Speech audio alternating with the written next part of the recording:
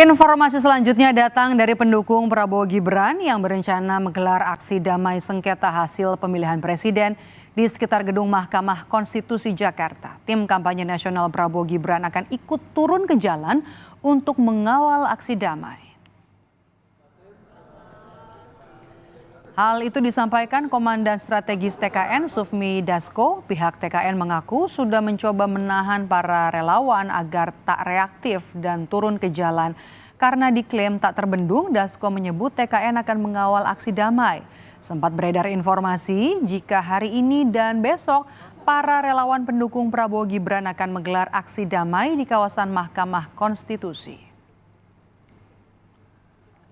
Akan ada aksi damai dari pendukung Prabowo Gibran untuk mengawal hasil dari Mahkamah Konstitusi. Nah, oleh karena itu pertama kami himbau kepada pendukung Prabowo Gibran untuk tertib dan mau tidak mau kami dari TKN Prabowo Gibran akan ikut mengawal aksi tersebut. Jangan sampai terjadi hal-hal yang tidak diinginkan atau ditinggangi oleh pihak-pihak lain yang tidak bertanggung jawab. Khususnya saya dan teman-teman akan mengawal aksi pendukung Prabowo Gibran di MK pada hari Jumat lusa. Demikian. Sementara itu, saudara, pengamanan unjuk rasa sengketa Pilpres dilakukan tim gabungan di kawasan Monas, Jakarta Pusat.